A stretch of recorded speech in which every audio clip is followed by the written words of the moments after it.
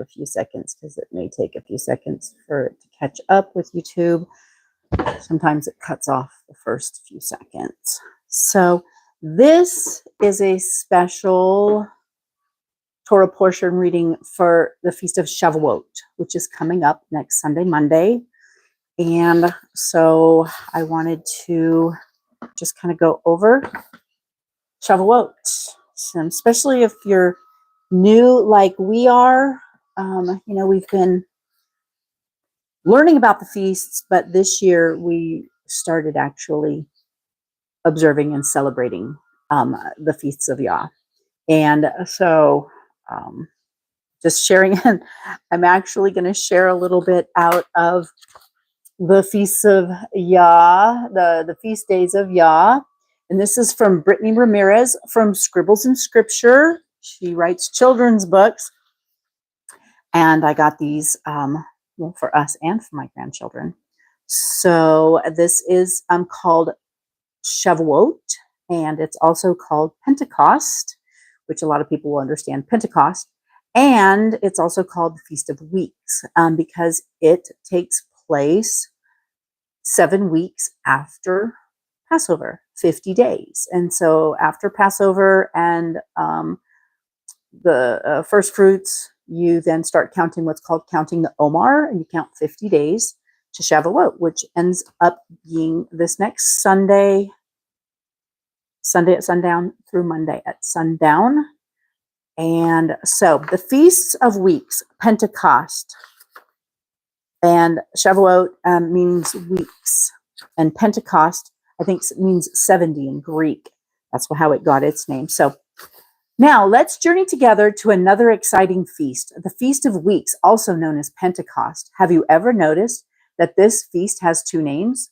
The name Feast of Weeks is because this week takes place 7 weeks, or a week of weeks, after the Feast of First Fruits. Pentecost comes from a Greek word meaning 50th. Okay, 50th, not 70. And it is celebrated on the 50th day. This joyous feast marks the end of the grain harvest season. It is a time of overflowing thankfulness when we acknowledge Yah's generous provision. The Israelites celebrated this day by bringing offerings from their new harvest to Yah, Leviticus 23:15 through 21.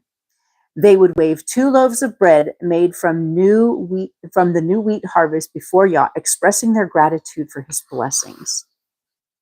But Pentecost isn't just about agricultural harvest. It's a day of spiritual significance too. On this day, something extraordinary happened on Mount Sinai. Do you remember when Moses received the 10 commandments from Yah? That historic event took place on Pentecost. So while we're expressing gratitude for Yah's provision, we're also celebrating the gifts of his law, a guiding light for our lives. Fast forward many years later to a room in Jerusalem. The Messiah's disciples were gathered together on the day of Pentecost, and the Holy Spirit descended upon them in a powerful way. Acts 2:1 through 4.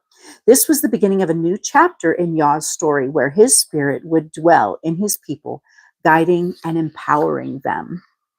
So during the Feast of Weeks, or Pentecost, we rejoice in Yah's physical provision and celebrate the spiritual gifts he's given us, his law and his Spirit.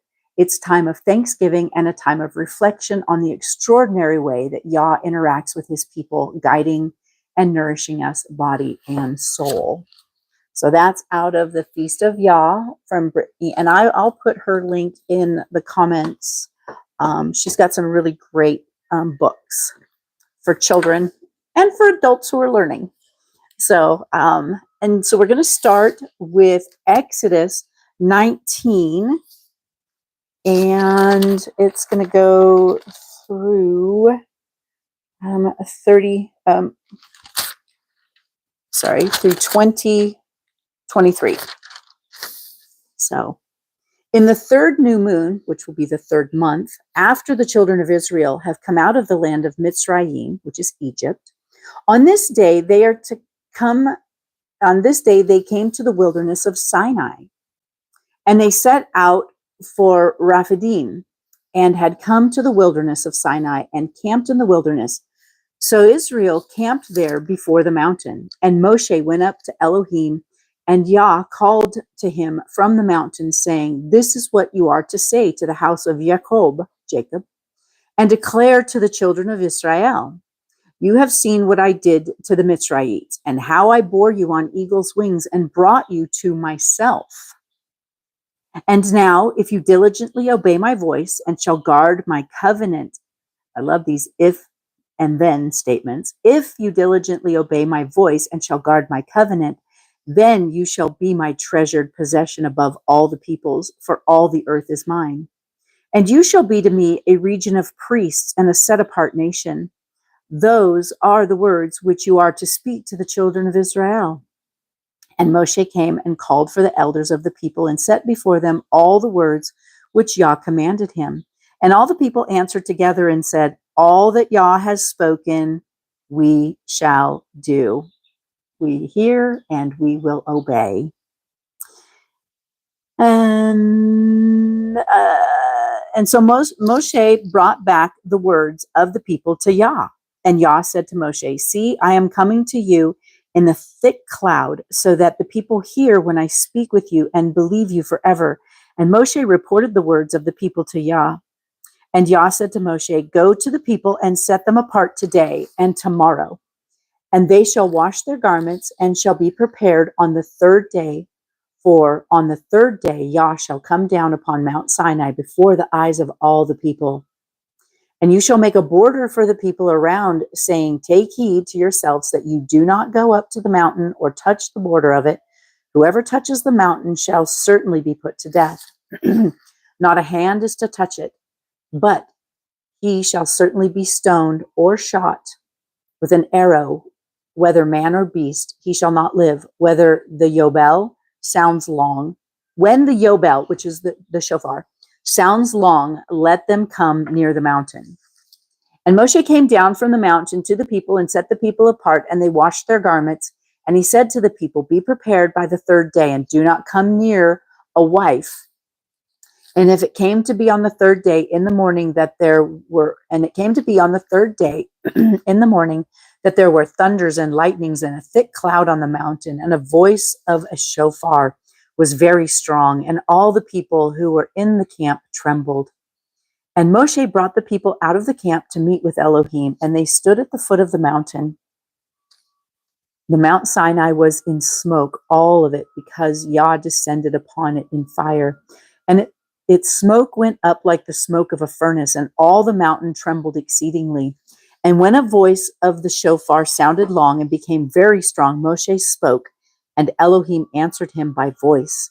And Yah came down upon Mount Sinai on the top of the mountain, and Yah called Moshe to the top of the mountain, and Moshe went up. And Yah said to Moshe, "Go down and warn the people, lest they break through unto Yah to see, and many of them fail. And let the priests who come near Yah set themselves apart too, lest Yah break out against them." And Moshe said to Yah, "The people are not to come to Mount Sinai, for you warned us, saying, Make a border around the mountain and set it apart." And Yah said to him, "Come, go down, and then come up, and you and Aaron with you. But do not let the priests and the people break through to come up to Yah, lest he break out against them." And Moshe went down to the people and spoke to them. And Elohim spoke in them, this is 20, and Elohim spoke all these words, saying, "I am Yah, your Elohim, who brought you out of the land of Mitzrayim, out of the house of slavery. You have no other mighty ones against my face. You do not make for yourself a carved image, or any likeness of that which is in the heavens above, or which is in the earth beneath, or which is in the waters under the earth. You do not bow down to them or serve them, for I, Yah, your Elohim, am a jealous El, visiting the crookedness of the fathers on the children to the third and fourth generations of those who hate me, but showing loving commitment to thousands, to those who love me and guard my commands." That's a pretty big statement right there. You do not bring the name of Yah, your Elohim, to naught. Meaning, and people are like, "Oh, don't take the Lord's name in vain." And I've always wondered what the heck that meant. And I've learned that it's to bring his name to nothing, to represent him poorly, and to like swear by him and then not, and just to give him a bad name, is how I see it. So you do not bring the name of Yah, your Elohim, to naught, for Yah does not leave the one unpunished who brings his name to naught. Remember the Sabbath day and to set it apart. 6 days you labor and shall do all your work. But on the 7th day is a Sabbath of Yah, your Elohim. You do not do any work, you, nor your sons, nor your daughter, nor your male servant, nor your female servant, nor your cattle, nor your sojourner who is within your gates. So everyone is supposed to take the 7th day, the Sabbath, and rest on that day. For in 6 days Yah made the heavens and the earth and the sea and all that is in them, and rested on the 7th day. Therefore Yah blessed the 7th day and set it apart. Respect your father and your mother, so that your days are prolonged upon the soil which Yah your Elohim is giving you. Do not murder, do not commit adultery, do not steal, and do not bear false witness against your neighbor. You do not covet your neighbor's house, and you do not covet your neighbor's wife, nor his male servant, nor his female servant, nor his ox, nor his donkey, or whatever belongs to your neighbor. And all the people saw the thunders and the lightnings flash, the voice of the shofar and the mountain smoking, and the people saw it, and they trembled, and they stood at a distance. Can you imagine? Can you imagine what that had to have been like? I mean, I live in the mountains, and all of a sudden, one of the mountains I live by started having a major thunderstorm on it, and everything started shaking, and I started hearing shofars. That would get my attention. Let's see here. Okay. So they trembled and stood at a distance and said to Moshe, you speak with us and we hear, but let not Elohim speak with us lest we die. And that just breaks my heart, because right there they wanted a mediator. They wanted someone in between. And I believe that's been a lot of the fall, is that people don't want to go directly to the Father. They want to go to a human that's tangible and not directly. And that's heartbreaking. And Moshe said to the people, do not fear, for Elohim has come to prove you, and in order that his fear be before you, so that you do not sin. So the people stood at a distance, but Moshe drew near the thick darkness where Elohim was. And Yah said to Moshe, say this to the children of Israel, you yourselves have seen that I have spoken to you from the heavens. You do not make you do not make besides me mighty ones of silver, and you do not make mighty ones of gold for yourselves. So that is the Torah portion for Shavuot. And then the Haftorah is in Ezekiel. It's Ezekiel 1 through 28. So, and it came to be on the 13th year in the 4th month on the 5th of the new moon, as I was among the exiles by the river Kabar, the heavens were opened and I saw visions of Elohim. On the 5th of the new moon, in the 5th year of sovereign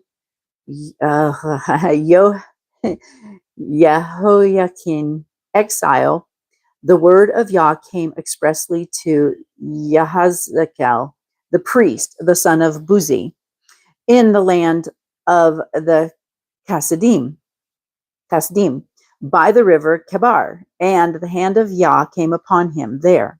And I looked and I saw a whirlwind coming out of the north, and a great cloud with fire flashing itself. And the brightness was all around it, and out of the midst, like glowing metal, out of the midst of the fire. And out of the midst of it came what looked like 4 living creatures. And this was their appearance. They had the likeness of a man, and each one had 4 faces, and each one had 4 wings. And their feet were straight feet, and their soles of their feet were like the sole of calf's foot. And they sparkled like the appearance of polished bronze. And under their wings on the 4 sides were the hands of men, and each of the 4 had faces and wings. Their wings touched one another. They did not turn when they went, but each one went straight forward.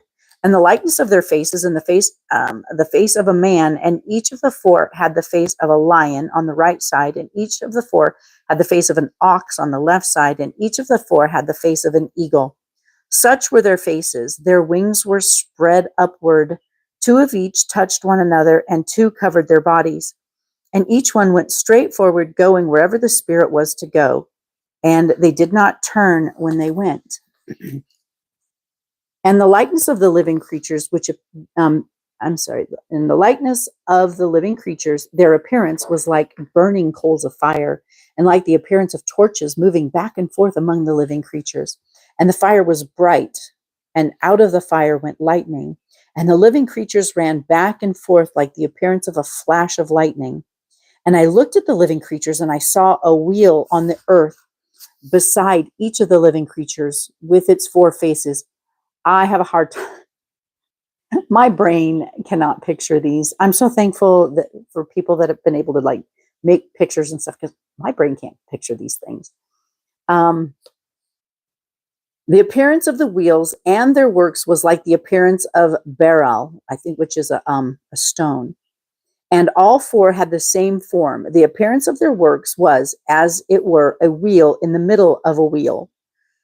When they went in any one of four directions. They did not turn aside when they went. And their rims were high and awesome, and their rims were covered with eyes all around the four of them. And when the living creatures went, the wheels went beside them. And when the living creatures were lifted up from the earth, the wheels were lifted up.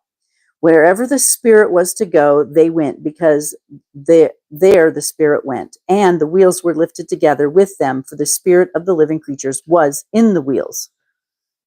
When those went, these went. When those stood, these stood. And when those were lifted up from the earth, the wheels were lifted up together with them, for the Spirit of the living creatures was in the wheels. And a likeness was over the head of the living creatures, an expanse like the appearance of an awesome crystal stretched over their heads. And under the expanse, their wings were straight, one towards another. Each one had two, which covered one side, and each one had two, which covered the other side of the body. And when they went, I heard the noise of their wings, like the noise of many waters, like the voice of the Almighty, a tumult, like the noise of an army. And when they stood still, they let down their wings, and a voice came from above the expanse that was over their heads. When they stood, they dropped their wings, and above the expanse over their heads was the likeness of a throne in appearance like a sapphire stone. And on the likeness of the throne was the likeness as the appearance of a man high above it. And from the appearance of his waist and upward, I saw what looked like glowing metal with the appearance of fire all around it. And from the appearance of his waist downward, I saw what looked like fire and brightness all around. As the appearance of the rainbow in a cloud on a rainy day, so was the appearance of the brightness all around it. This was the appearance of the likeness of the esteem of Yah. And when I saw it, I fell on my face, and I heard a voice of one speaking. Like I said, I can't even picture it. And then in the Brit Hadashah, the Gospels, of course, we go to Acts, because that's where Pentecost, where the Holy Spirit comes down. So the Torah was given on Shavuot, and the Holy Spirit was given on Shavuot, Pentecost. And when the day of the festival of Shavuot had come, they were all in one mind in one place, and suddenly there came a sound from the heavens as of a rushing mighty wind, and it filled all the house where they were sitting. And there appeared to them divided tongues as of fire, and settled on each one of them. And they were all filled. And you know what? And so he was a pillar of fire out in the wilderness. And now they have like pillars of fire on their heads. And they were all filled with the set apart Spirit, and began to speak with other tongues as the Spirit gave them to speak. Now in Jerusalem, there were dwelling, you had Yahudim, Jews from the tribe of Judah, dedicated men from every nation under the heaven. So basically, they had they had gone out. They were living in different nations and everything, but this is one of the festivals where they're to come back to Jerusalem, come back to the temple. So it's I forget what it's called. It's a blah, blah, blah, blah. Something festival where they travel, a traveling festival where they come back. And so that's why they're there from all over the world. Well, all over that area, all over from the other countries. They've been assimilated into these other countries, and they speak the other languages, but they've come back to Jerusalem for the feast, for Shavuot. And so they were filled, and they came. Spirit gave them. Now in Jerusalem there were dwelling Yahudim, dedicated men from every nation under the heaven. And when this sound came to be, the crowd came together and were confused because everyone heard them speaking in their own language. And they were all amazed and marveled, saying to each other, "Look, are not these who speak Galileans? And how do we hear each one in our own language in which we were born?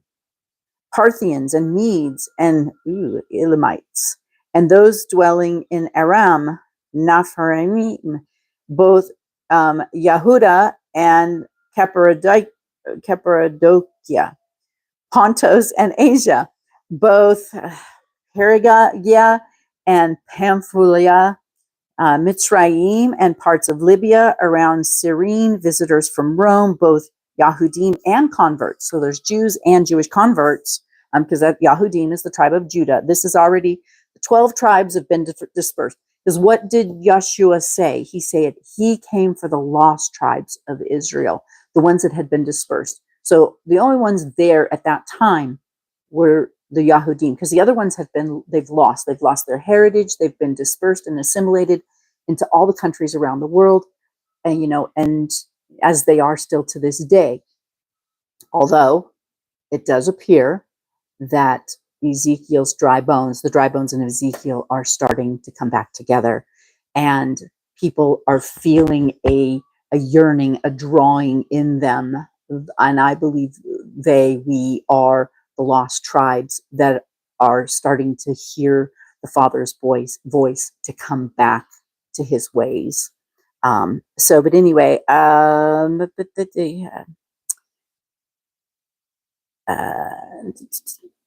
visitors of Rome, both Yahudim and converts, Cretans and Arabs, we hear them speaking in our own tongues the great deeds of the Elohim. And they were all amazed and were puzzled, saying to each other, "What does this mean?" And others mocked, saying, "They have been filled with sweet wine." But Kepha, Peter, standing up with the 11, lifted up his voice, and he said to them, "Men of Yehuda, Judah, and all those dwelling in Jerusalem, let this be known to you, and listen closely to my words. For these men are not drunk, as you imagine, since it is only the 3rd hour of the day. But this is what was spoken by the prophet Joel. And it shall be in the last days, says Elohim, that I shall pour out my spirit on all flesh, and your sons and your daughters shall prophesy, and your young men shall see visions, and your old men shall dream dreams. And also on my male servants and my female servants I shall pour out my spirit in those days, and they shall prophesy. And I shall show wonders in the heavens above, and the signs in the earth beneath, blood and fire and vapor of smoke. The sun shall be turned into darkness, and the moon into blood, before the coming of the great and splendid day of Yah. And it shall be that everyone who calls on the name of Yah shall be saved. And that's Joel 2:28 through 32. So that is the special feast portion for Shavuot. Those of you that are celebrating and observing Shavuot this year, share with me in the comments, like, what are your plans? What do you have? Are you putting together a feast? Are you going to an assembly? Are you doing it at home with just your family? It currently looks like Rusty and I are just doing it ourselves. And we're studying up, and we're just going to have a nice meal. I'll probably make him his ribeye, a ribeye steak. That's one of his favorite things. Ribeye or hamburgers, those are his 2 favorites. So I'll probably do that. And we're just going to have, we get another day off. We had a 3-day weekend this weekend, and we get a 3-day weekend next weekend too, because he's taking Monday off. And we are going to just rest and study and spend time with the Father and spend time in the Word and spend time together. So that's our plan for next Monday, Sunday night and Monday. So Sunday night, I'll probably make the meal. And so that's what we're doing. So share what you're doing, because I'd love to hear what other people are doing for their feast. So be blessed. And chances are good, I'm going to be recording next week because I didn't record it last year. So next week's Torah portion. So thank you and have a wonderful Shavuot.